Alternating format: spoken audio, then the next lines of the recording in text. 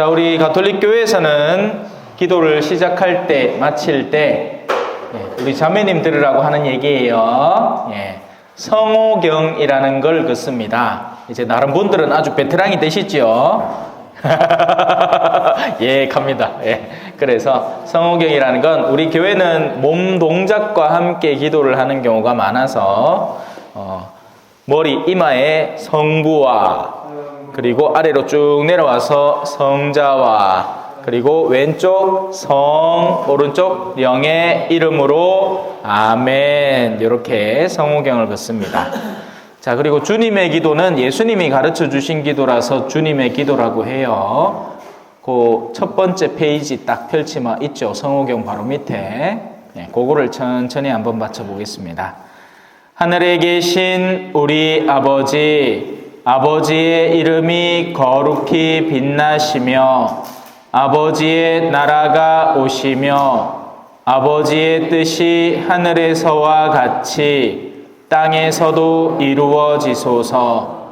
오늘 저희에게 일용할 양식을 주시고 저희에게 잘못한 일을 저희가 용서하오니 저희 죄를 용서하시고 저희를 유혹에 빠지지 않게 하시고 악에서 구하소서. 아멘. 자, 성호경 다시. 성부와 성자와 성령의 이름으로 아멘. 잘하셨습니다. 자,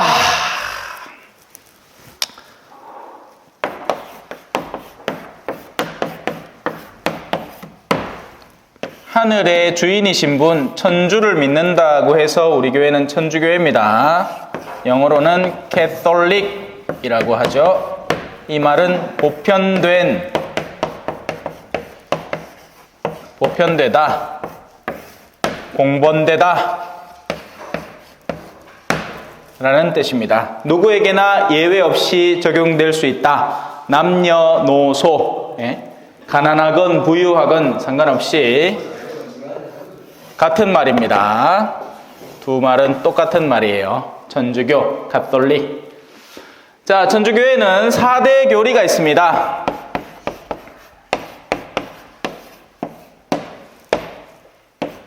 네 가지의 가장 중요한 교리라는 거죠.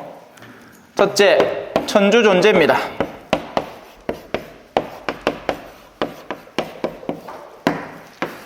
하느님.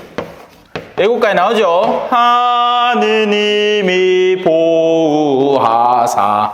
자, 그래서 이 하느님이냐 개신교에는 하나님이냐 이건 전혀 중요하지 않아요.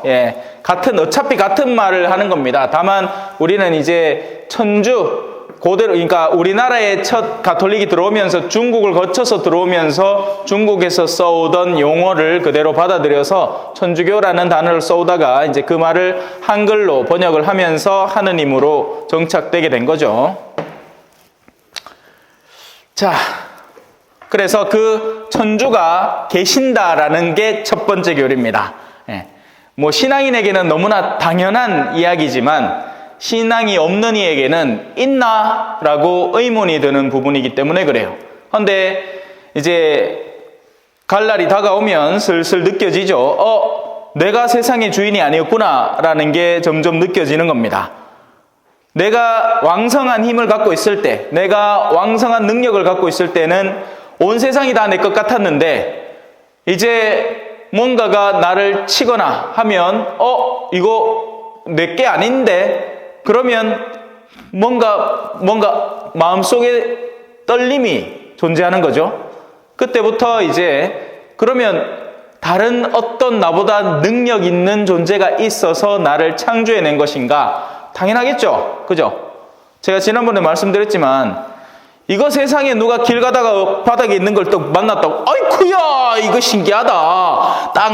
모래하고 공기하고 물하고가 번개 벼락 맞아가지고 이게 한꺼번에 생겨났다. 이렇게 말하는 사람은 아무도 없습니다. 왜? 이건 엄연히 누가 보더라도 분필을 안에 집어넣어서 쓰도록 하는 껍데기로 의도적으로 만든 거니까요. 세상의 모든 만물들이 그렇게 정교하게 만들어져 있는 것은 의미 없이 진화 과정을 거쳐서 생겨난 것이 아니라 분명히 의도된 목적을 가지고 만들어졌다라는 것이죠. 그리고 그 인간도 하느님이 계신 것을 반증하는 존재인 겁니다. 우리가 왜 하필이면 다른 동물들은 하지 않는 사고라는 것을 하고 문화라는 것을 일으킬 수 있으며 언어라는 것을 가지고 추상적인 생각을 할 수 있을 것인가? 왜 그 목적에 따른 존재를 우리가 묵상하고 성찰하고 내 삶을 반성하라고 있는 거죠. 그리고 그 존재는 바로 하느님인 겁니다. 그래서 하느님은 계셔야만 하는 당위성까지 가지는 거죠. 그러지 않으면 왜 있느냐고요. 우리의 이 능력과 기능들이 왜 있냐고요. 뭐 하려고? 돈 더 많이 벌려고 있겠습니까? 고귀한 것을 저급한 것에 쓰면 안 되는 겁니다. 고귀한 것은 고귀한 목적에 따라서 써야죠. 부부 사이에 대화가 있죠.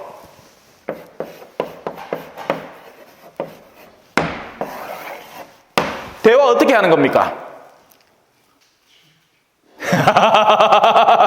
우리 갱상도 사람들은 대화를 안 해. 집에 딱 들어와갖고 아는 밥도 자자 끝이라. 이건 대화가 아니죠. 이건 대화가 아닙니다. 그리고 부부 사이에 이런 대화하는 사람도 있습니다. 둘이 다타. 그러면 먼저 아내가 갑니다. 당신은 하면 남편이 간다. 이거 안 해. 이거 뭐예요? 개들하고 똑같은 대화하는 겁니다.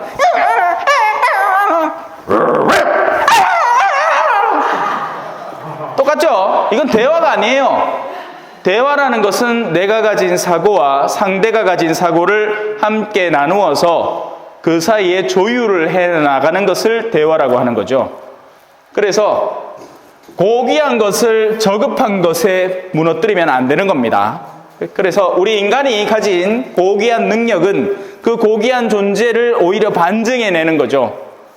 우리 인간이 추상적일 수 있고 영혼에 대한 사고를 뻗쳐나갈 수 있다면 그 영원한 분이 계신다는 것을 역으로 드러내기도 하는 겁니다. 천주가 존재하는 겁니다. 자, 그 천주는 삼위일체. 아까 우리가 성호경 바쳤잖아요. 그게 이겁니다. 성부와 성자와 성령이라는 세 개의 위격이 영어로 고급스럽게 얘기하면 person, persona라고 합니다. 한 분이신 하느님이다. 예. 이건 그냥 외우는 수밖에 없어요. 삼위일체는 그냥 외워야 되는 겁니다. 왜? 우리가 알 수 없는 것이기 때문에 그래요. 우리는 지구 위에 살죠. 지구를 단 한 번도 전체를 한꺼번에 본 적은 없습니다. 그죠? 우리는 달을 봅니다. 하지만 절대로 달의 뒤편을 본 적은 없어요. 우리는 우주를 봅니다. 하지만 아무리 좋은 망원경을 갖고 있다 하더라도 그 망원경이 가 닿는 범주까지만 보는 거지 거기서 1m만 더 벗어나도 못 봅니다. 그래서 삼위일체 하느님은 너무 크신 분이고 인간은 아까 강론 때 얘기했죠. 먼지와 같은 존재라서 이 하느님을 모두 아우를 수 없습니다. 그렇기 때문에 어떤 것들은 신비에 해당하는 겁니다. 영어로 미스터리. 맞죠? 얕은 중요한 건 아닙니다. 지웁시다. 자, 그래서 삼위일체가 두 번째 교리입니다. 자, 그 하느님은 계시고 성부, 성자, 성령께서 한 분이신 하느님은 우리를 위해서 세 번째 강생하시고 구속하십니다. 12월 25일이 무슨 날이죠?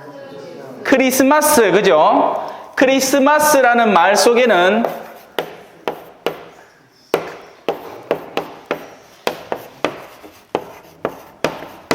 크라이스트와 메스, 그리스도의 미사라는 겁니다. 그리고 이 그리스도는 본 이름이 예수입니다. 그래서 우리는 예수님을 믿는 이들이고, 다른 말로 예수교라고도 합니다. 예. 그리고 그리스도라는 말을 한자로 말하면 기독이 되고, 그래서 우리는 기독교이기도 한 겁니다. 기독교라는 말은 천주교, 개신교, 성공회, 동방정교회 다 아울러서 예수 그리스도를 신앙의 대상으로 선포하는 교회를 모두 기독교라고 하는 겁니다. 그런데 한국에서는 기독교 하면 흔히 개신교로 분류돼 버리고 우리는 천주교나 가톨릭이라는 이름만 쓰죠. 하지만 원칙적으로는 기독교가 모든 종교를 아우르는 단어에 포함됩니다. 자, 그 예수 그리스도라는 분이 우리에게 오신 날을 기념해서 미사를 드리는 겁니다. 방금 전에 한 것, 그게 미사입니다. 다른 말로 성찬내, 거룩한 만남의 제사이기도 하고, 그리고 친교의 식사이기도 하고, 밥 먹는, 왜? 성체라는 것을 나누어 먹으니까. 그래서 이제 두 분도 이 세례를 받으면 이 성체를 모시면 됩니다. 아직은 그게 안 되죠. 이따가 혼인 성사 때도 얘기를 잠깐 하겠지만, 자, 그 예수 그리스도께서 세상에 내려오신 겁니다. 그래서 강하하다, 강생, 내려오셔서 태어나셨다. 예수님이 내려오셔서 태어나시고, 그리고 우리 인류를 구원하신다, 구속하신다. 구속한다, 대속한다.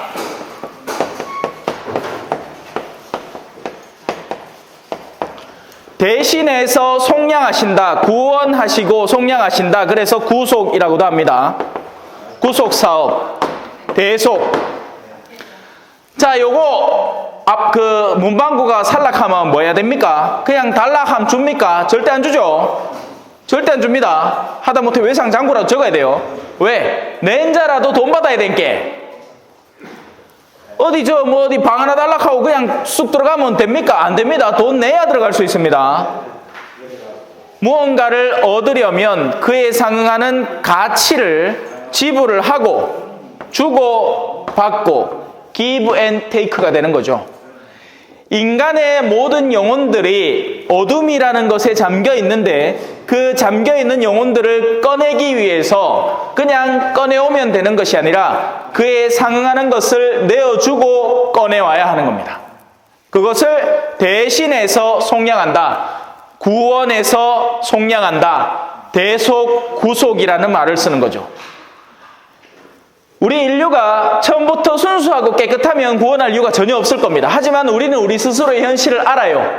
그죠? 여러 가지 현실들이 있습니다. 암만 세상에서 잘 산다 하는 사람도 흠과 오리와 어둠이 존재하기 마련입니다. 우리는 그걸 죄라고 부릅니다. 그래서 인류는 죄라는 것에 사로잡혀 있는 것이고 그 죄라는 감옥에서 꺼내주기 위해서는 누군가를 대신해서 그 안에 집어넣어 줘야 하는 거죠. 이거 먹어라 대신에 가를 꺼내도 거기에 소요된 것이 바로 삼위일체 성부, 성자, 성령 가운데 성자이신 예수 그리스도를 거기다 맡겨놓고 우리를 구원해 주신 겁니다. 그래서 예수님이 강생하셔서 우리를 구속하신 거죠. 어렵지 않죠? 어렵습니까? 단어가 어렵지 의미는 어렵지 않잖아. 그죠? 하느님이 계신다 어렵습니까? 안 어렵죠? 누가 물어봐도 대답할 수 있겠죠? 인자는 배웠으니까. 왜? 이거를 배워야 되는 겁니다. 지금 복습하는 거예요. 왜? 새로 오셨으니까. 그러고 저 뒤에 우리 마종씨 형제님도 제대로 못 들으시니까. 그죠? 아까 와서도 지금 잡담한다고 정신없다 그러지 말고 정신을 똑띠 차리고 이거를 치다 봐야 돼. 자, 하느님이 계신다. 어렵지 않죠? 그 하느님은 성부, 성자, 성령으로 계신다. 이거는 안 해야 됩니다. 왜? 맨날 첫날 기도할 거거든. 성부와 성자와 성령의 이름으로 아멘. 성부와 성자와 성령의 이름으로 아멘. 이것도 알겠죠? 자, 그 성부할 때 성자는 어디로 내려갑니까? 저 아래로 내려가. 그래서 강생이라. 에? 라펠 타고 특수무대원들이 로프 메고 쫙 내려온단 말이야. 강하한단 말입니다. 강하. 그때 강 내려온단 말이에요. 그리고는 생 태어난단 말이야. 내려와갖고 부지직 태어난단 말이야. 그리고 그 태어난 알을 갖다 바치고는 우리는 구속된다는 거죠. 여기까지 이해됐죠? 마지막 이걸 굳이 가르쳐야 되나 싶습니다. 착한 사람 벌 줘야 됩니까? 때려 패야 됩니까? 아니다. 둘 다 나쁜 거네. 착한 사람은 상 줘야 됩니까? 벌 줘야 됩니까? 상! 됐네. 상. 누구? 선. 그러면 벌은 악한 놈한테 주자. 착한 사람한테는 상을 주고 나쁜 놈한테는 벌을 주자. 이겁니다. 아까 미사 때는 제가 벌을 안 준 게 정상 상태가 아니었기 때문에 그런 거예요. 그래서 조금은 더 여유를 두고 시간을 두고 지켜보자는 거죠. 예. 만약에 제정신 바뀐 사람이 그렇게 있으면 그대로 두면 안 돼요. 예. 그 사람 세례 받았다 했어요. 세례 받았습니다. 예. 나중에 알아볼. 그러니까 최근 들어서 계속 왔고 세례를 받았대요. 예. 그것까지만 알고 계시면 됩니다. 예. 자, 그래서 마지막 나왔습니다. 네 번째. 상선벌악. 쉽죠? 요 네 개만 기본으로 알고 있으면 앞서 우리가 엄청 실히 공을 들이가 시간을 들이가 배웠는 거를 퉁치고 넘어간다. 어차피 기억도 다 못할 거, 그죠? 예? 기억 뭐 솔직히 잘 못하잖아, 그죠? 괜찮아요. 괜찮다 카이. 자, 그래서 이 4대 교리 첫 번째 같이 읽어봅시다. 시작. 천주 존재. 두 번째 삼위일체. 세 번째 강생구속. 네 번째 상선벌악. 끝. 자, 제가 지울게요. 앉아도 됩니다. 아직은 요 촉촉하다. 잘 지어진다.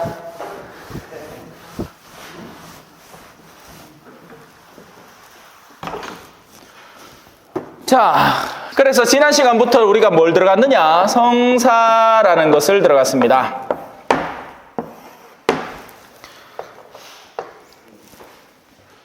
거룩한 일이라는 거예요. 오늘 저 복장이 좀 다르죠? 요거를 수다이라고 합니다. 수단.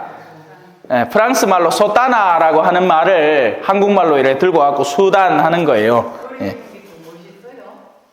그러니까 멋있으라고 입고 왔다 가있겠네. 보라고. 우리 예비자들 보라고.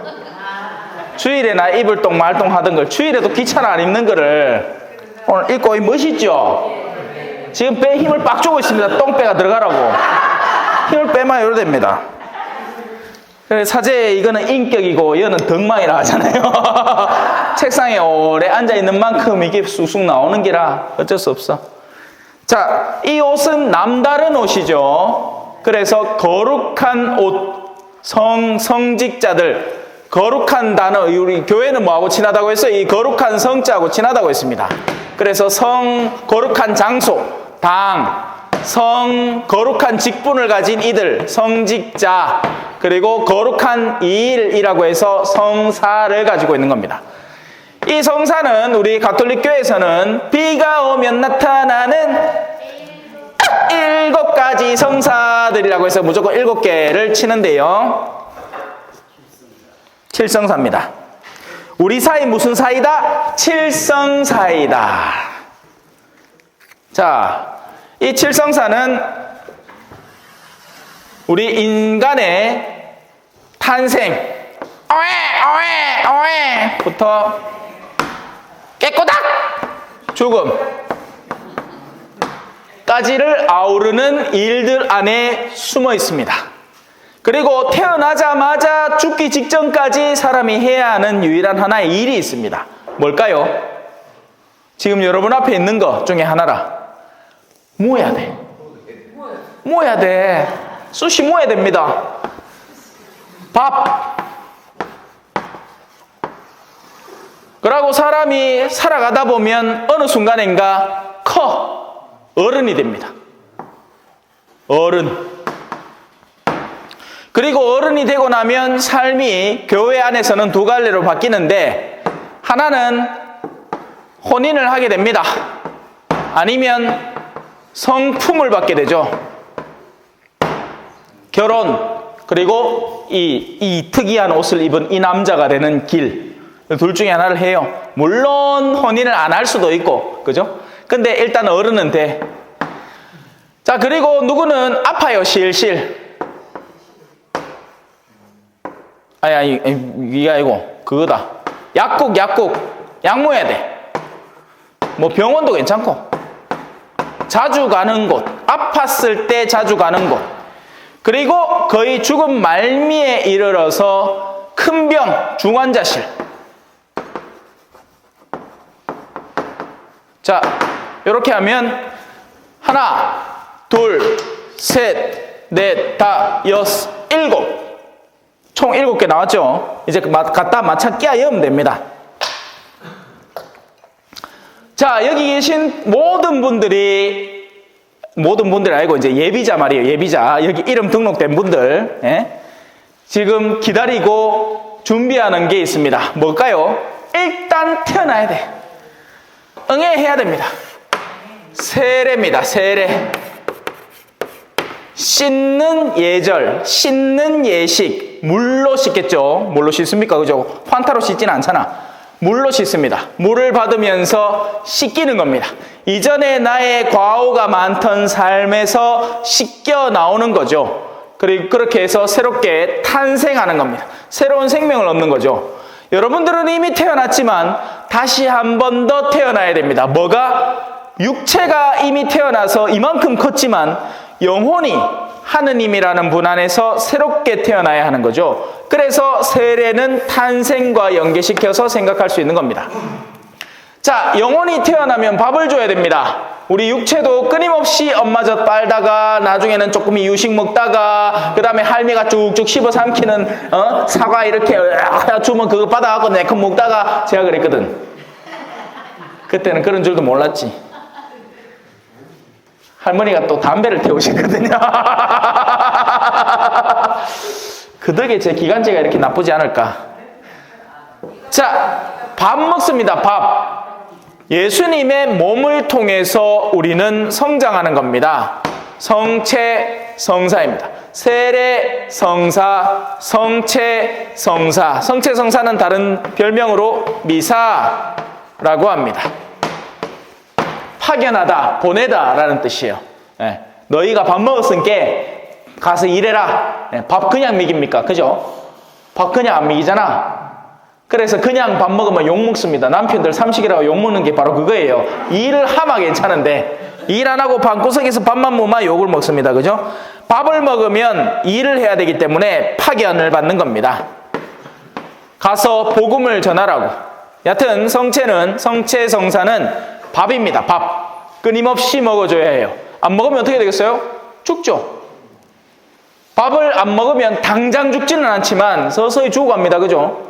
몸에 있는 모든 지방분이 사라져가면서 결국 홀쭉하고 피골이, 상접, 백가죽이 등가죽에 붙어 죽어버립니다. 근데 참 사람이 신기하더라고요. 제가 남미에 미라 들어봤습니까? 들어만 봤죠. 보지는 못했죠. 저 우유니 소금 사막이라는 데가 있거든요. 거기 가면 소금이 막 해발 3,000m에 소금 평야가 딱 만들어져 있습니다. 바다가 있던 곳이 이 전체가 올라와 붙는 게라 이만큼 3,000m를. 그러니까 이 바다가 말라붙어서. 그러니까 이게 아마 뭐 전체적인 크기는 얼마마예요. 하여튼 무슨 경상북도만 할기라. 그 동네에 미라, 그러니까 이 바다가 말라붙어 있는데 건조합니다. 엄청 건조해요. 그러고 이 시원하죠. 냉동 건조. 그러니까 이 부근의 마을에 있는데 마을가의 무덤에 몇천 년 된 미라 그대로 있는 게라 이래요.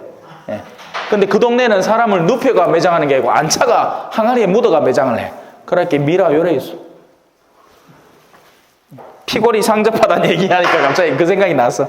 자, 중요한 건 아니고. 자, 밥 먹어야 됩니다. 밥을 꾸준히 먹어줘야 됩니다. 그래서 밥은 성체 성사다. 자, 그러다 보면 큽니다. 어른이 되고 나면 신앙은 몸은 단단해지고 튼튼해지죠. 어른이 된다는 건 뭡니까? 이제부터 너는 결혼할 수도 있고 알을 낳을 수도 있고 알을 키울 수도 있다. 뭔가 네 삶에 책임질 수 있는 존재가 되는 거다. 그게 어른됨이잖아요. 물론 요즘은 어른이 없더라. 그죠? 나 20에 부모한테 절대 붙어가 그 밑에서 30 될 때까지 그 밑에서 줄줄 살고 그러면 안 되는데, 그죠? 자, 어른이 되면 단단해집니다. 신앙 안에서 탄생을 했으니 신앙 안에서 밥을 먹고 신앙이 어른이 되면 단단한 신앙을 갖게 되는 겁니다. 굳는 거죠. 신앙이 튼튼해지면 자기가 가진 신앙을 자기 혼자 만끽하는 삶에서 다른 이를 초대하기까지 하는 겁니다. 요 계신 몇몇 분들은 이미 그 일을 하신 거예요. 그래서 예비자들이 그렇게 꾸준히 이어져 오는 거죠. 다른 사람을 초대합니다. 니도 성당 가자. 내가 가보이 좋더라. 그러고 내가 니를 도와줄게. 나는 신앙 안에서 어른인께 이런 소리를 직접 대고 하지는 않겠지만 나는 신앙 안에서 성장을 했으니 너에 대해서 조력할 수 있다. 도와줄 수 있다. 그래서 어른 되는 성사, 견진 성사입니다. 요 말은 좀 어렵죠. 예. 세례는 물로 씻는다 하기에 우리가 신앙 안에서 쓰는 단어들이 다 어렵습니다. 이 말도 어렵죠. 그죠? 거룩한 몸, 성체. 예. 자, 그 다음에 혼인. 이건 제일 쉽다. 그죠? 혼인. 그냥 혼인 그대로 뒤에 성사 붙이면 됩니다. 혼인, 성사. 남녀 간의 만남은 세상 안에서도 이루어지는 거지만 거기에서는 계약입니다. 계약. 그래서 누구 하나가 약속 파기하면 끝이라. 내하고 이혼이라. 요즘은 그래서 10쌍이 결혼을 하면 5에서 6쌍이 이혼을 한답니다. 혼인율이 50%도 안 된대요. 네. 이혼율이 50%를 넘어선다는 얘기죠. 자, 계약입니다. 계약. 계약은 양자의 약속이 굳건해야지 이루어지는 거예요. 그래서 한측이 약속을 파기하고 불륜 저지르고 뭐 하면 꺼지라. 내하고 니 빠이빠이다 하고 그냥 갈라섰는데 위자료 받고. 근데 교회에서의 혼인은 하느님이 개입이 됩니다. 두 사람이 이 하느님의 약자예요. 테오스라고 해서 이 히라보로 이렇게 쓰기 때문에 하느님이 중간에 떡기. 그래서 양자가 하느님이라는 분을 중심으로 혼인에 다가서는 겁니다. 그래서 교회에는 뭐가 없다? 이혼이 없어요. 교회 혼에는 이혼이 없습니다. 자, 혼인, 성사 대충 알아봤습니다. 네. 자, 그리고 저 같은 사람들은 거룩한 품을 받습니다. 그래서 성품을 받는 성사라 해서 성품 성사라고 하고요. 자, 약국 가는 거. 우리가 몸이 아플 때, 지난번에 그 바카스 얘기했죠. 바카스 A는 앱일 때, 바카스 F는 F일 때, 바카스 D는 D일 때. 그 모든 경우에 우리는 흔히 약국을 찾습니다. 병원도 찾고요. 우리 영혼도 아픕니다. 영혼도 막 내가 거짓말해. 그러면 가책을 느껴요. 아프단 말이에요. 내가 뭔가 사기를 쳤어. 그러면 아파. 가책을 느낀단 말이에요. 양심의 가책을 느끼죠. 그때 이런 약국에 가서 약 타먹어야 돼요. 그걸 하느님과 화해한다. 화해한다고 해서 죄를 고백하고 하느님과 화해하는 성사라고 해서 고해 성사라고 합니다. 옛날에는 죄를 고백한다는 성격을 강하게 해서 고백 성사라고만 썼습니다. 근데 최근 들어서는 고해 성사라는 말을 더 써요. 뭐 틀린 말은 아니에요. 고백하는 거니까. 하지만 고백을 해서 하느님과 화해하도록 하는 성사다. 그래서 고해 성사라고 하는 거예요. 성당 가면 항상 있는 그 작은 방, 불 켜지는 방, 그 안에서 사람들이 뭐 하느냐? 고해하고 있단 말이죠. 고백하고 있단 말이에요. 자, 그러다 보면 사람이 아픕니다. 엄청 아픕니다. 몸도 아프고 마음도 아프고 영혼이 아플 때는 뭐 괜찮지만, 영혼이 아플 때 이때 가면 되지만 실제 아파. 죽을 정도로 아파. 그러면 그때 필요한 성사가 병자에게 주는 성사입니다. 병자 성사. 그래서 임종의 위험을 눈앞에 두고 있을 때 옛날에는 이걸 흔히 줬기 때문에, 그래서 많은 사람들이 그런 줄만 알고 한 번만 청했던 거예요. 그러다 보니 옛날에는 별명이 종부성사였습니다. 죽음을 앞에 두고 죽기 전에 받는 성사다. 근데 이게 아니에요. 병자, 큰 아픔이 있을 때, 중요한 수술을 앞두고 있을 때, 중요한 치료를 앞두고 있을 때 사제를 청해서 병자 성사를 받을 수 있습니다. 그리고 그 병세에서 회복되면 또 아플 수 있잖아요. 그러면 그때 또 청할 수 있습니다. 그래서 반복적으로 청할 수 있다. 한 2번 태어날 수 있나요? 아니죠? 그래서 요거 only one.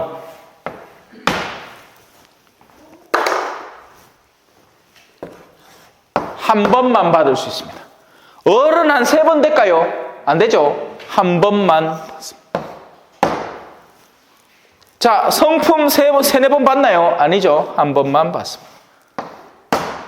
신부님 혼인은 여러 번 하나요? 네. 남편 죽으면 아내 죽으면 됩니다. 사별을 하면 혼인의 약속이 해소되기 때문에, 사라지기 때문에, 그래서 다시 혼인 성사를 받을 수 있습니다. 그래서 혼인은 다회성입니다. 밥도 여러 번 모야죠. 병원도 약국도 여러 번 가야죠. 병자도 여러 번 갑니다. 그래서 탄생과 어른됨, 견진, 그리고 성품은 일회성 성사입니다. 그리고 이 앞부분에 3개를 묶어서 태어나면 밥 먹는 건 기본입니다. 그죠? 단지 어린아이들에게 있어서만큼은 예외로 탄생과 밥을 좀의 거리를 두고 떼어놨습니다. 그래서 나중에 철들고 나면 밥 먹입니다. 그 전까지는 무지 자체가 영혼의 밥입니다. 내가 알지를 못하는데 죄를 지을 수 있나요? 욕설을 알지 못하는데 욕을 할 수 있습니까? 미움을 느껴본 적이 없는데 미워할 수 있을까요? 없습니다. 그래서 아이들은 무죄해요. 그래서 세례만 받고 버텨도 괜찮습니다. 근데 그러다 보면 이제 철들 때가 있죠. 그리고 철이 들고 나면 자기가 먹는 게 밥인 그냥 빵인지 아니면 특별한 빵인지를 구분해내는 나이까지 이르게 됩니다.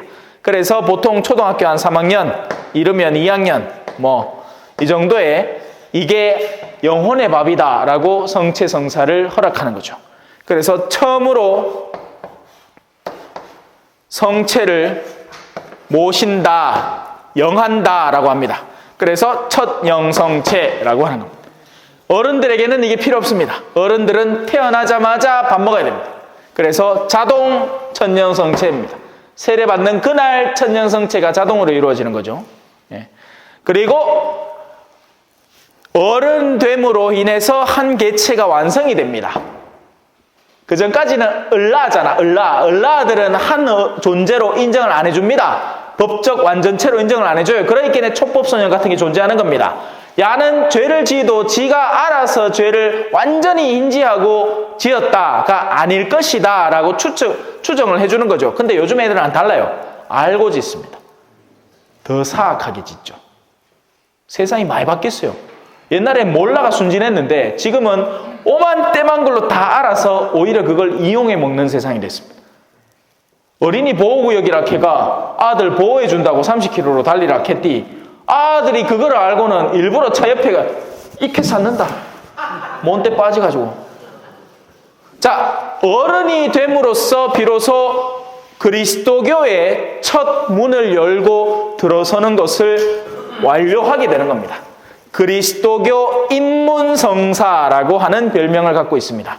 그래서 세례, 견진, 성체 요거 3개를 그리스도교 입문성사라고 하죠. 자, 혼인 2사람이 만나서 친해지는 겁니다. 그죠? 성품 한 사람이 교회 전체의 친교에 봉사하기 위해서 던져지는 겁니다. 그래서 이 2개를 친교를 위한 성사라고 하는 겁니다. 약국, 병자 둘 다 뭔가 치유하는 성사죠. 그래서 치유하는 성사로 2개를 묶습니다. 3개는 그리스도교 입문성사, 친교를 봉사하는 성사, 그리고 친교를 위한 성사, 치유를 위한 성사. 그렇게 3개가 나누어지는 겁니다. 자, 지난 시간에 배웠던 것들이 다 기억이 나죠? 신기하게. 기억이 안 나죠? 네. 몰라도 됩니다. 네. 왜? 신앙은 이걸 알아서 잘하게 되는 게 아니거든요. 이건 지식이죠, 지식. 더 알고 더 아는 만큼 성실하게 하면 좋고, 결국 신앙은 끈기와 성실성으로 이루어가는 겁니다. 그래서 똑똑하던 놈이라도 지 잘한다고 개사코 막 교만하마 오히려 신앙에서 멀어지는 것이고, 모르고 순진한 사람이 꾸준하고 성실하게 나오면 그걸로 충분한 겁니다. 아시겠지요? 오늘 우리 김용석 형제님은 어디 가셨나? 일이 있다 합니까? 자, 오늘은 71페이지, 책자 71페이지 열어주십시오.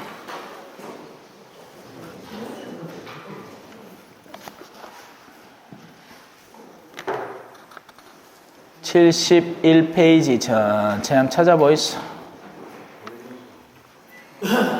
그래서 지난 시간까지 우리는 앞에 3개의 세례, 견진, 성체성사를 배웠습니다. 밥 먹는 거, 태어나는 거, 그리고 어른 되는 거. 자, 다 피었어요. 그러면 고해성사를 제가 한번 읽어보겠습니다. 자, 고해성사입니다. 고해성사를 통해서 예수님은 우리의 죄를 용서하십니다. 고해성사는 무엇인가요? 고해성사는 우리가 세례성사를 받은 후에 저지른 죄를 용서해 주시고자 하느님께서 마련하신 성사입니다.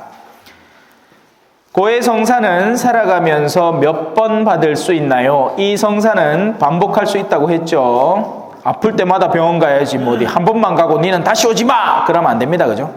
필요할 때면 언제든지 받을 수 있습니다. 고해성사는 누가 만드셨나요? 예수 그리스도께서 만드셨습니다. 사도들에게 너희가 누구의 죄든지 용서해주면 그가 용서를 받을 것이고 라고 요한복음에서 말씀을 하셨고, 그러면서 용서할 권한을 부여하셨습니다. 고해성사는 누가 받을 수 있나요? 세례를 일단 받아야지 고해성사가 가능합니다. 세례를 안 받았는데 가끔씩 어떤 사람들이 뭐 영화 같은 거 보고 와가지고는 그 성당 가마 죄를 고백할 수 있다는 얘기를 어디서 주들은기라. 그래갖고 불쑥 그냥 고해소에 들어오기도 하고, 어떤 때는 신부님이 성사를 딱 주시는데 옆에 막 금방 사람들이 왜 가끔 가다가 헐떡거리면서 들어옵니다. 바쁘게 들어온다고. 그래 헐떡헐떡하고 있는 기라. 좀 진정하시고 말씀하시소 하는데 계속 헐떡거리는 기라. 그래 이게 뭔 일이고 해갖고 그 문을 떡 열어보니 쇠빠따 한 마리가 들어와가 하고 있다 하네. 그래요. 그래서 고해성사는 세례를 받아야 받을 수 있습니다. 세례 받은 사람 가운데 중한 죄를 지었고 잘못을 뉘우치는 사람이면 누구나 받을 수 있습니다. 근데 소죄를 지어도 받을 수는 있습니다만 원래는 원칙은 중한 죄를 지었을 때 받는 겁니다. 고해성사는 누가 집전할 수 있나요? 주교와 사제만이, 부제님은 안 됩니다. 성직자 중에서도 주교와 사제만이 뉘우치는 그리스도교인들에게 고해성사를 베풀 수 있고 죄를 용서할 수 있습니다. 이 고해성사는 좀 어렵게 설명을 할게요.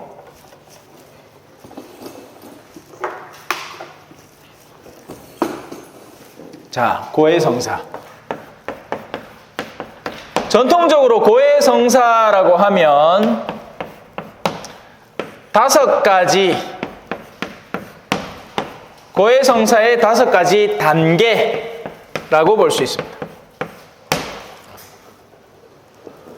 자, 우리가 뭐 하는 일들하고 똑같아요. 제일 먼저는 뭘 해야 되느냐? 성찰을 해야 됩니다. 살펴본다는 얘기예요. 뭐 있나?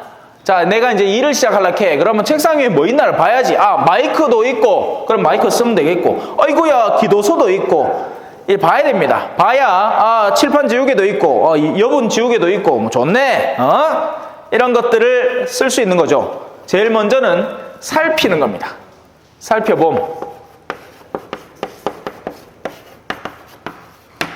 자, 우리가 지금 잘못을, 죄를 뉘우치려고 하죠. 그러면 그렇게 살펴보는 것 가운데 주체가 뭐겠습니까? 죄를 보는 겁니다. 죄를. 대상 가운데 가장 큰 게 죄입니다. 내가 뭘 잘못했나? 예, 이걸 봐야 되는 거예요. 그래서 이 성사 단계를 넘어서면 지난 시간까지 우리는 사도신경이라는 걸 배웠죠. 이건 신앙의 기초입니다. 지금은 성사를 배우죠. 그리고 다음에는 십계명을 배울 겁니다. 그리고 그 다음 단계는 이제 기도 생활 같은 것들 여러 가지가 이어집니다. 자, 그래서 다음에 십계명을 배우면서 내가 도대체 하느님 앞에 뭘 잘못했나를 볼 수 있는 적어도 10가지의 이 측정점들을 배우게 되는 겁니다. 모르면, 그죠? 이게 뭔지를 모르는데 내가 분필을 뿌렸는지 나무막대를 뿌렸는지 뭐라고 얘기하겠어요? 이게 저 뭔지 자체를 내가 모르는 사람이라면 알아야 할 거 아닙니까? 그래서 십계명을 배우면 알게 됩니다. 자, 기왕 여기까지 온 김에 자, 사도신경은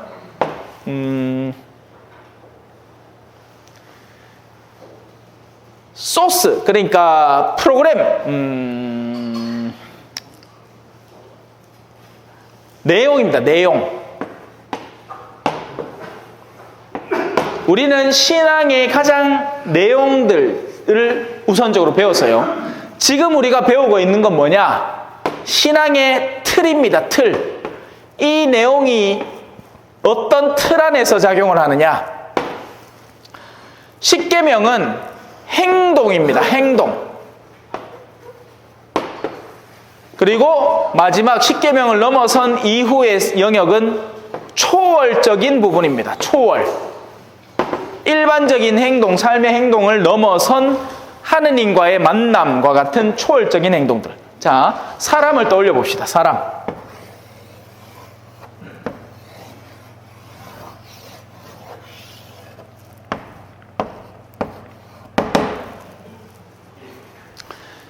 한 사람이 가질 수 있는 지적 영역과 내면적인 가치관 같은 것들이 있겠죠. 이게 사도신경에서 배웠던 내적 가치들입니다. 가치, 지식. 틀은 뭐겠습니까? 몸이겠죠, 몸. 그죠? 그리고 이런 가치관과 몸을 가지고 한 사람이 구체적으로 하는 활동, 행동, 이게 십계명이 되는 겁니다. 뭘 해야 되느냐? 내가 그런 생각을 갖고 몸을 갖고 있는데 그걸 가지고 뭘 할 것이냐? 다음과 같은 것들을 조심하고 피할 수 있도록 주의해야 되는 거죠. 그리고 이 지상에서만 살아가는 우리들이 아닌 거죠. 왜? 우리는 신앙인이니까. 최종적으로 하느님이라는 분과의 연계성 속에서 살기 위해서 어떤 특별한 활동을 하느냐, 행동 가운데서도 더 초월적인 행동, 그걸 기도라고 하는 겁니다. 기도.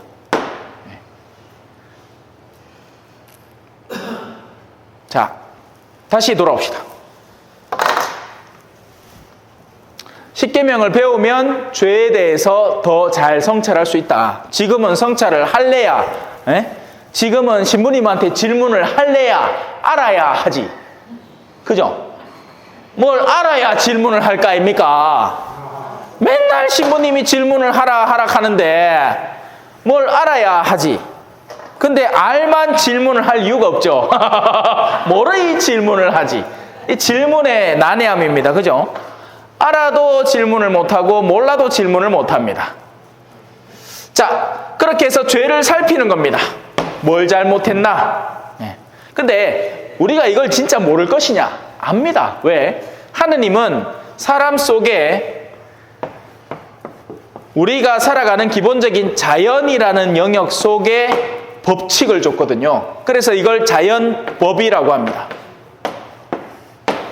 착하게 살아야 되는 줄 모릅니까? 알죠? 누가 내한테 사기치면 성질 납니까? 안 납니까? 나죠? 왜? 그건 나쁜 짓이잖아. 그래서 우리는 자연법을 알고 있습니다. 바람 피면 됩니까? 안 됩니까? 안 되지!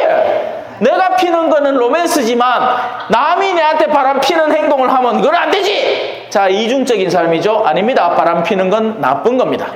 누구한테 싫으면 누구에게나 싫은 행동인 거죠. 그래서 자연법이라는 것이 우리 안에 양심이라는 형태로 존재를 합니다.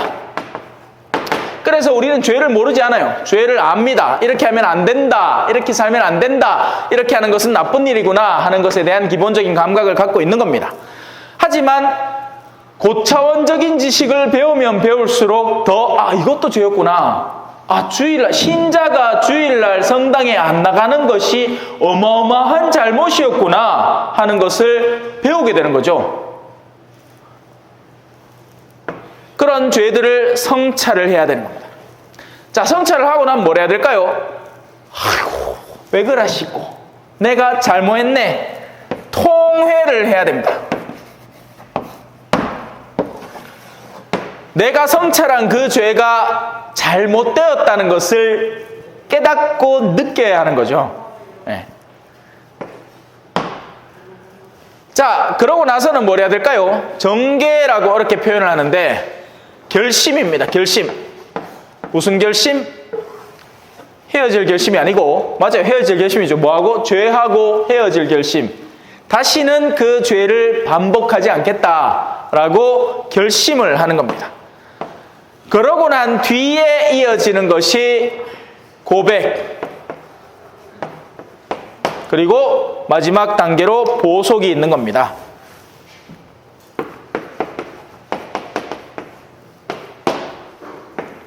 자, 흔히 고해성사라고 하면 요만 봅니다. 요만.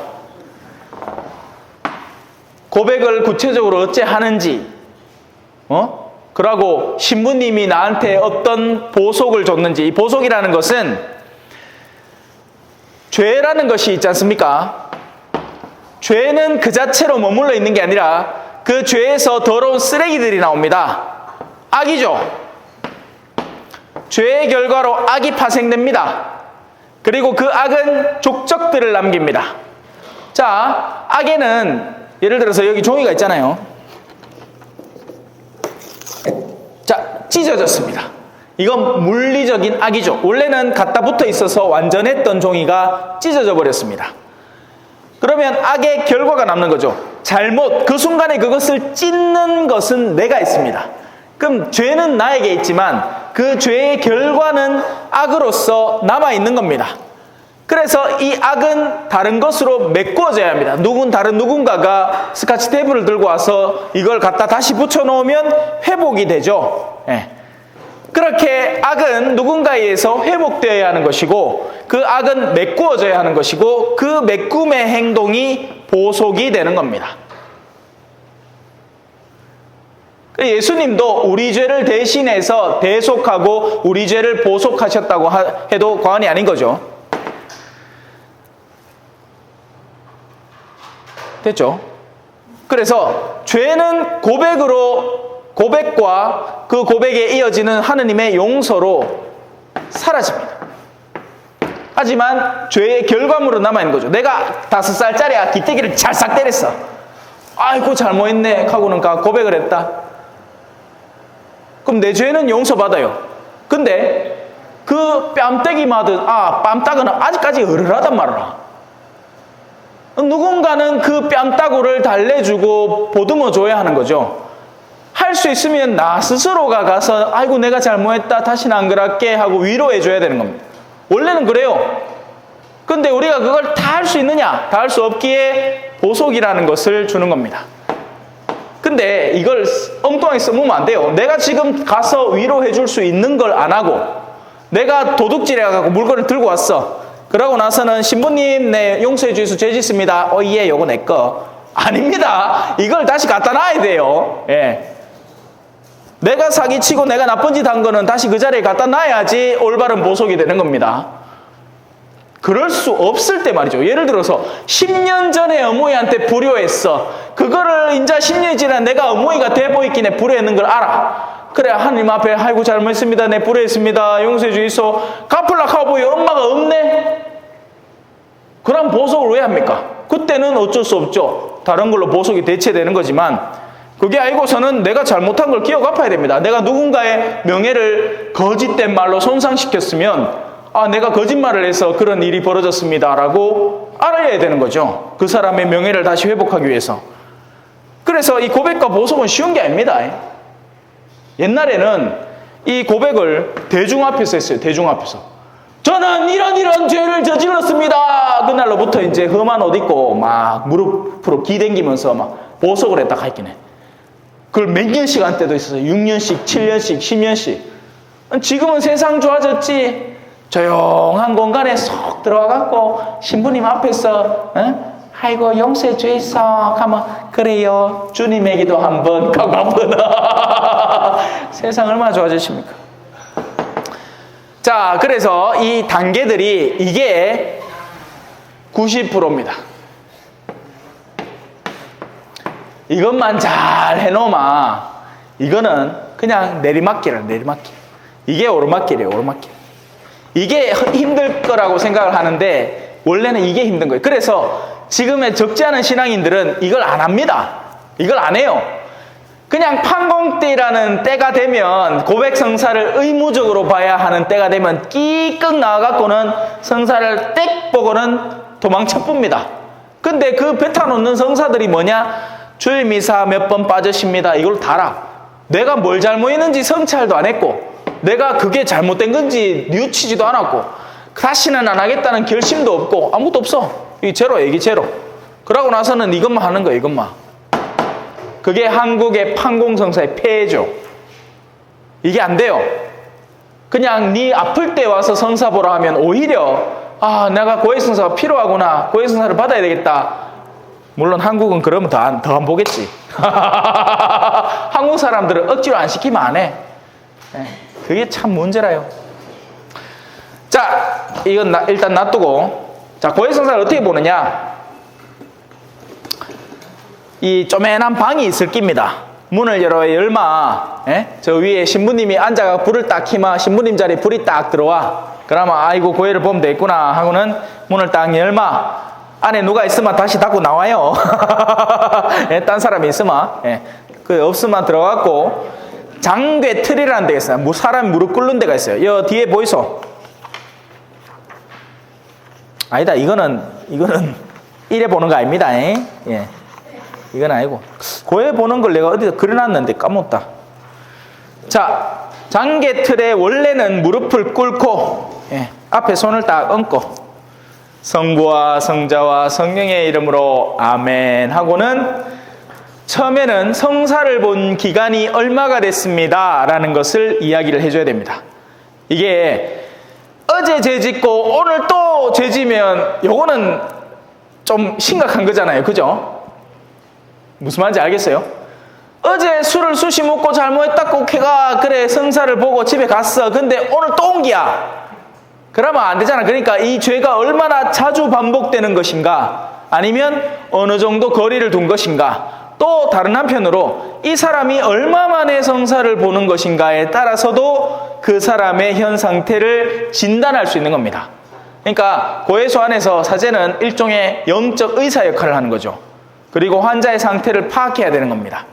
그걸 위해서 성사를 본 지 얼마 되었는지에 대한 이야기를 하는 것이고 그리고 그 다음부터는 이제 고해를 보면 됩니다. 그 앞에 보면 뭐 적히고 이래 하라 저래 하라 하는데 그래 다 해도 되지만 들어와서 일단은 뭘 해야 되느냐?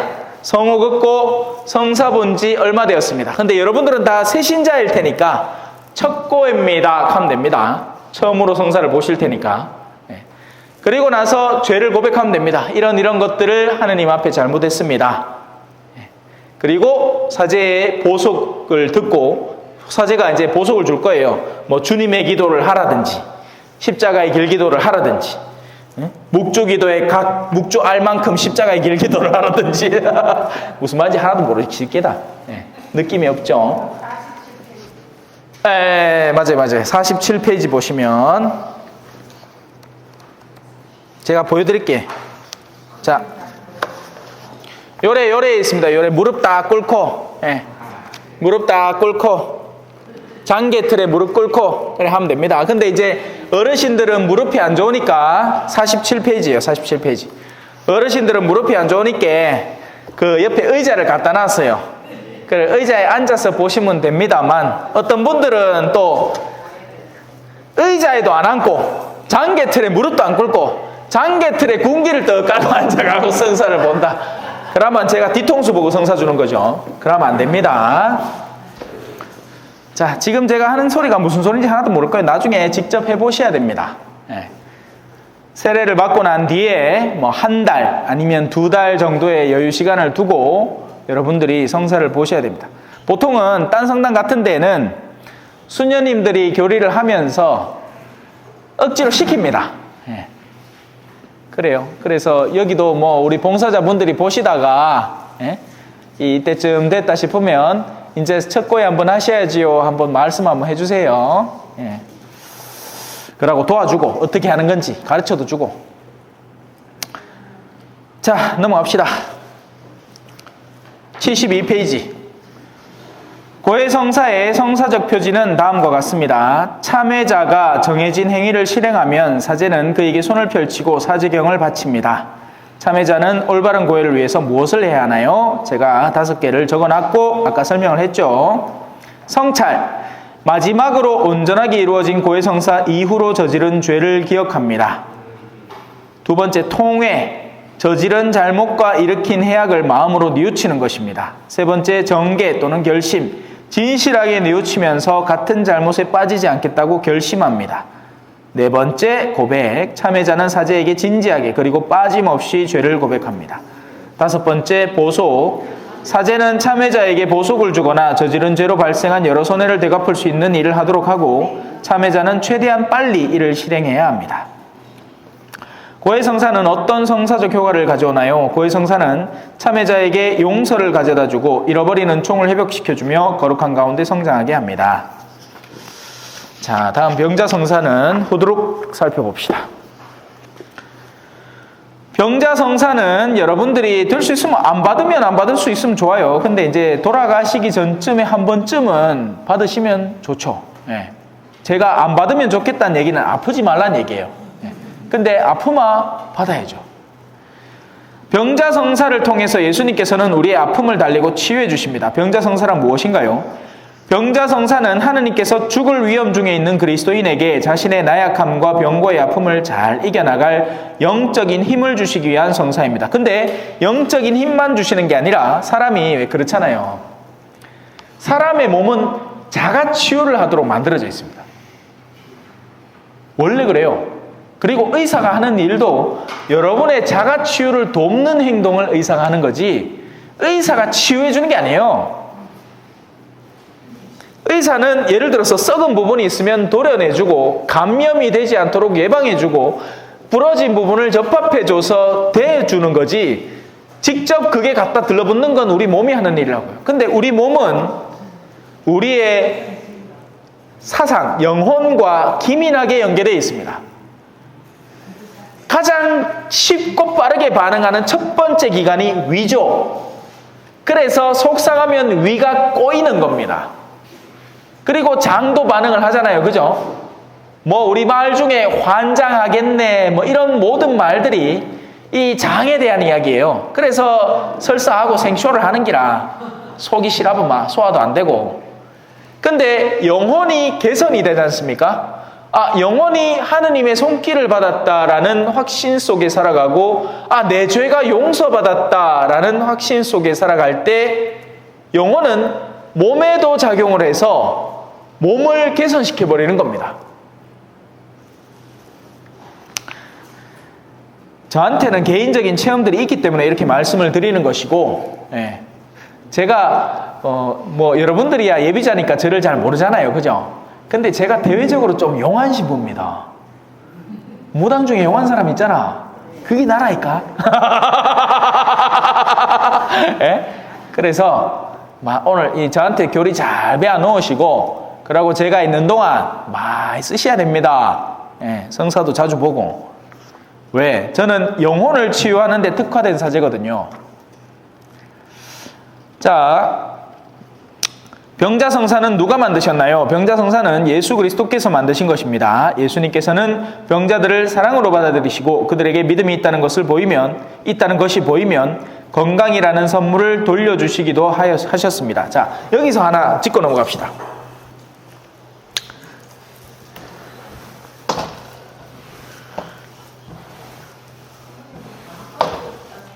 네?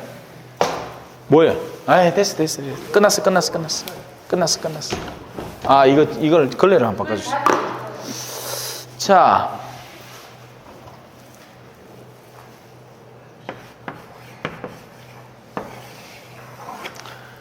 병이라는 것은 누구에게나 나타나는 겁니다. 자연스러운 병이 있죠.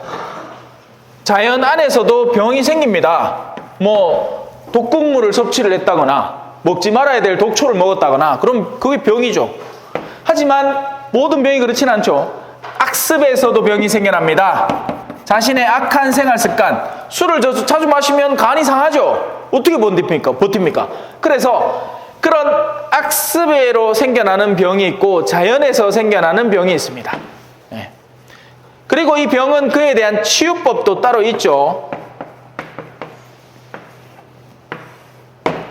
헌데 사실 제가 제 몸을 어떻게 설명했죠? 몸은 원래 자신의 자가치유 능력이 있다고 했고 그 몸은 영혼과 기민한 연계관계가 있다고 했습니다. 그래서 하느님은 영혼을 통해서 육체까지, 그래서 우리 맨날 얘기하는 거예요. 영육간에 건강하십시오.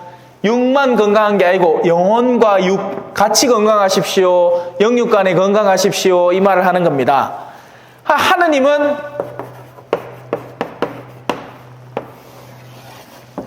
세상을 창조하신 분이에요. 세상을 창조했다는 것은 영과 육을 동시에 창조했다는 겁니다. 그러면 영만 치유하시는 게 아니라 육에게도 거뜬히 치유를 선물할 수 있어요. 병에 대한 치유를 영혼도 치유하고 육도 치유하는 겁니다. 그런데 이 둘 중에 더 쉬운 게 뭘 것 같습니까? 육입니다. 우리는 이상하게 생각하겠지만 하느님의 입장에서는 육체를 치유하는 게 더 쉬운 일이에요. 왜? 영혼에는 자유가 있어서 이 자유는 인간이 고집스럽게 지켜나가면 안 고쳐진단 말입니다. 그래서 육을 치유하는 건 쉬운 일인데 육을 왜 치료할 것이냐? 자, 병에는 악습으로 인한 병이 있다고 했죠. 악습으로 병이 생겼는데 이 병을 치유하면 이 사람이 악습에서 벗어나나요? 병에서 벗어나나요? 병에서 벗어나죠. 이게 어떻게 돼요? 계속되는 겁니다. 이건 실질적인 치유에도 마찬가지예요. 그래서 살을 빼는 다이어트도 일시적인 단식이나 뭐 이런 걸로는 해봐야 안 되는 게 요요가 생기잖아요. 요요라는 건 이거 있잖아요. 이거 장난감 중에 쪼르르 내리면 다시 쪼르르 올라오는 거. 요요 현상이 생기는 게 맨날 수시 먹는 악습이 있는데 그거를 단식, 효소니 뭐니 생쇼를 단백 지방을 뽑고 병 가갖고 막 주사기로 막 피하지만 뽑아내 별 생쇼를 다 해갖고 해준들 그대로 돌아옵니다. 맞겠죠? 하느님은 이걸 아시기 때문에 이걸 끊어내지 않는 사람이면 굳이 이거를 치유해줄 이유가 없는 거예요.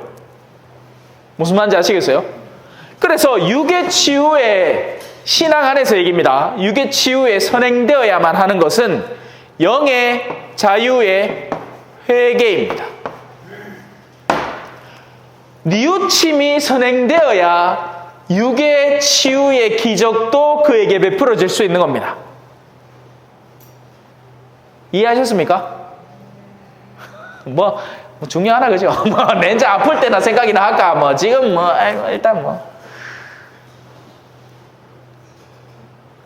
하나만 더 짚고 넘어가면 하느님은 영육의 작용을 해서 낫게 할 수 있잖아요.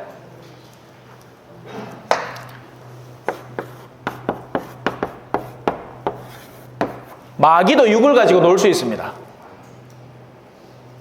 마귀도 육을 가지고 놀 수 있어요. 그래서 어디 무당 굿하고 이러면 일시적인 회복 효과가 존재할 수도 있는 겁니다. 근데 그 사람들은 얘들은 왜 줄까요? 더 죄 지으라고 줍니다. 요놈의 인간은 탐욕이 어마어마해.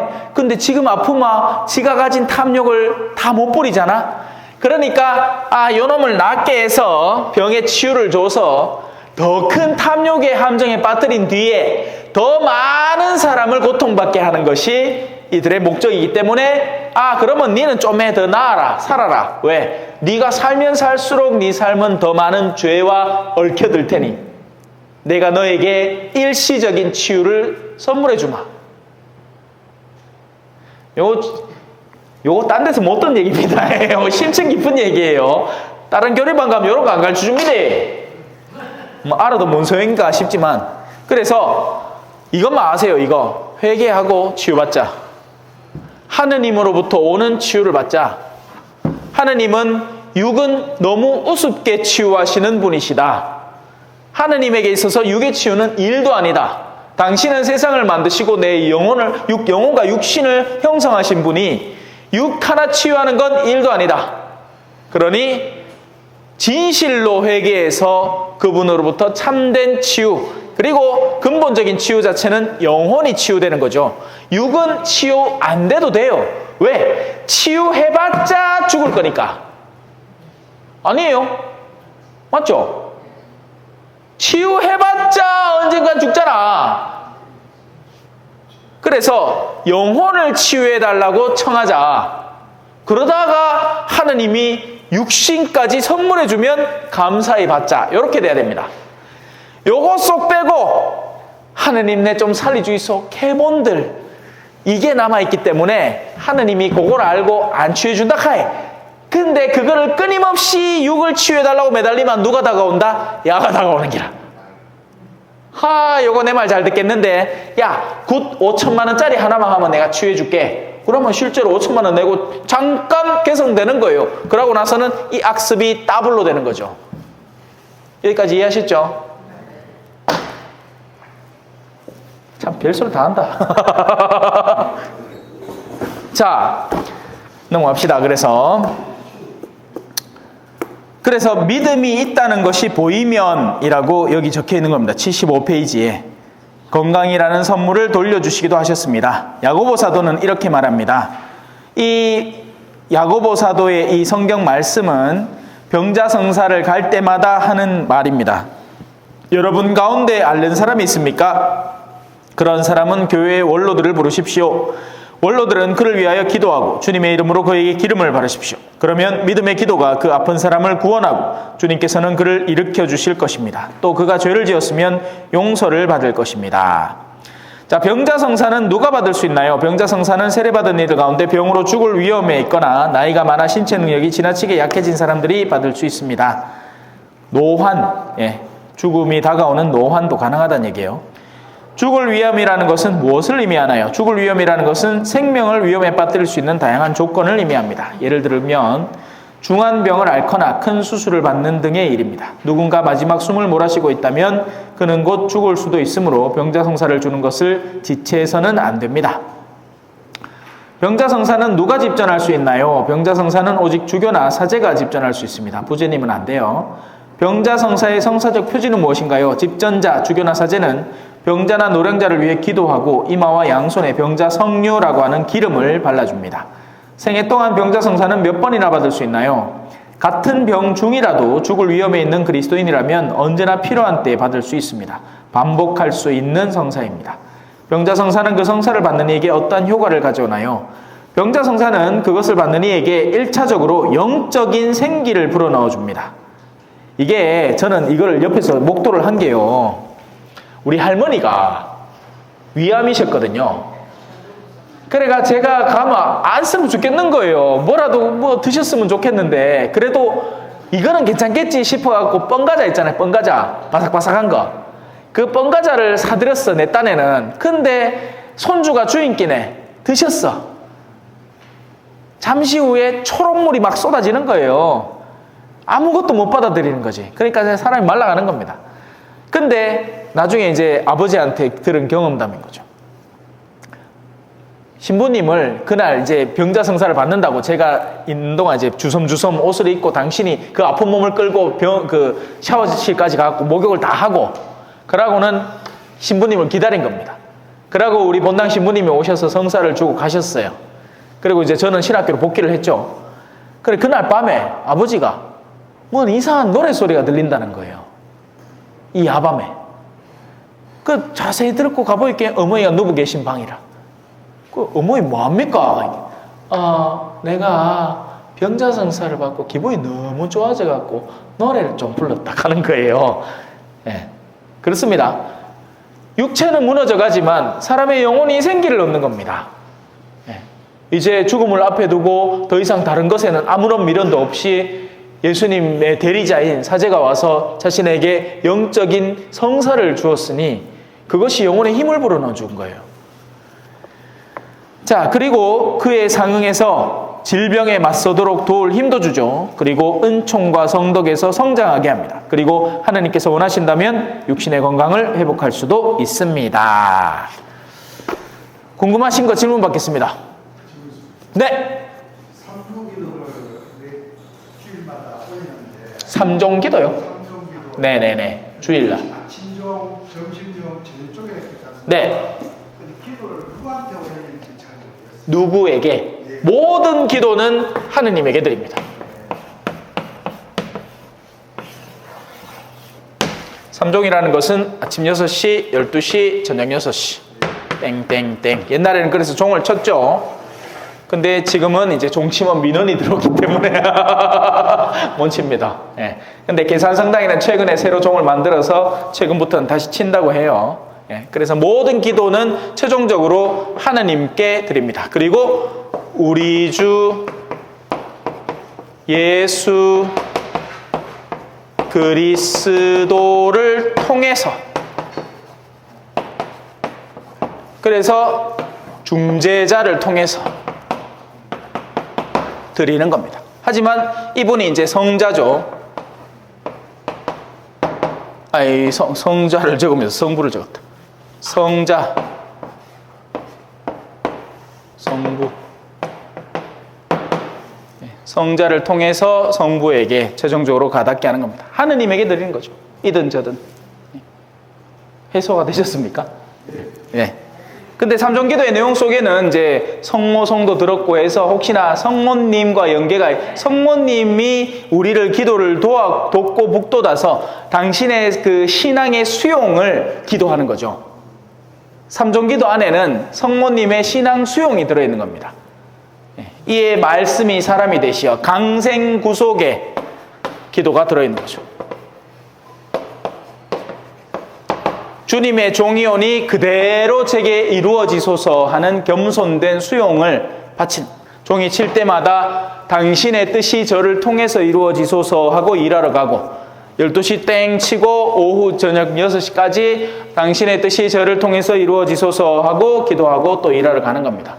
밥을 먹든지 뭘 하든지 당신의 뜻 안에서 하도록. 네, 모든 기도는 하느님께 바치는 겁니다. 그리고 우리 마친 기도도 하느님께 바칩시다. 자, 성호경, 영광송, 성호경 이렇게 마치겠습니다. 자, 성부와 성자와 성령의 이름으로 아멘. 자, 영광송은 고개를 숙이면서 바칩니다. 영광이 성부와 성자와 성령께 처음과 같이 이제와 항상 영원히 아멘. 다시 성호경, 성부와 성자와 성령의 이름으로 아멘. 수고하셨습니다.